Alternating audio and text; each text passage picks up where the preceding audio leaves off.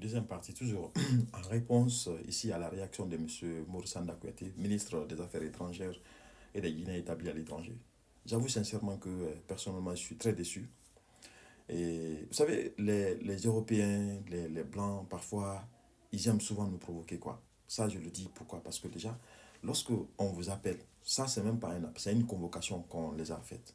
On dit, venez vous expliquer, parce que vous avez des gens, euh, vos compatriotes qui sont dans notre pays, et c'est encombrant. Donc, dites-nous, quelle est la solution? On sait réellement que la Guinée est dotée des ressources naturelles, en tout cas les plus en vogue. Donc, il faut que ça sorte dans la bouche des Guinéens ou des autorités guinéennes pour dire, voilà, nous voulons ça et ça et ça, quoi. Parce que quelqu'un d'intelligent me disait l'autre fois que en Europe, tout est fini. Il n'y a rien là-bas. Toutes les ressources, en tout cas, tout ce qui peut être forcément les richesses, là, se trouve en Afrique. Maintenant, quand ils ouvrent, par exemple, l'immigration clandestine et que ça devient, si vous voulez, débordante, qu'est-ce qu'ils font? Ils appellent les autorités, les pays concernés pour que ces pays-là viennent s'expliquer.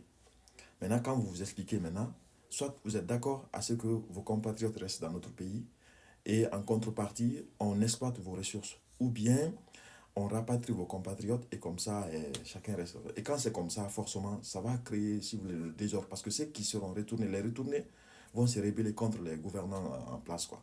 Donc, vous voyez un peu la tactique. Mais généralement, nos autorités refusent de réfléchir, quoi.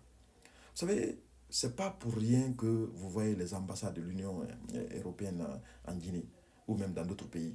On a vu le Mali, ça y est, le pays de Sahel. Quand ils ont fermé leurs frontières à la compagnie Air France, on a vu cette compagnie pleurant en disant que non, qu'elle a perdu assez de milliards. Et alors, à l'époque, on pensait que ce sont les Africains qui ramassaient des centaines de milliers d'euros en France ou ailleurs. C'est quand les autres ont refusé la compagnie Air France qu'on a compris réellement que ces gens-là gagnaient beaucoup d'argent chez nous. Donc vraiment, moi je voudrais que Moussanda comprenne que il n'a pas besoin de dire que nos compatriotes qui sont à l'étranger peuvent rentrer parce que le projet Simandou 2040, c'est un projet minier qui a besoin de main-d'œuvre, quoi. Ce projet-là, qui sait réellement si cela va trouver encore des Guinéens, d'autres Guinéens en vie, quoi. Il faut que réellement nous parlons de ce qui est, en tout cas, de ce qui est prioritaire dans notre pays, quoi. Il faut parler de ce qui peut forcément aider les Guinéens, surtout les jeunes Guinéens, à ne pas aller dans l'immigration. Dans certains pays, on ne parle même plus des beaux discours comme ça. C'est déjà terminé. Aujourd'hui, un des trois, on parle de projets miniers. Un des trois, on parle de projets miniers. C'est que les gens ne peuvent même plus dormir tranquille, quoi. À chaque fois qu'on parle de la Guinée, vous entendez les autorités parce qu'ils sont à court d'arguments, on vous parle de projets miniers, quoi. Il faut que réellement vous donnez la paix du cœur aux jeunes, quoi. Les jeunes ont trop souffert, quoi.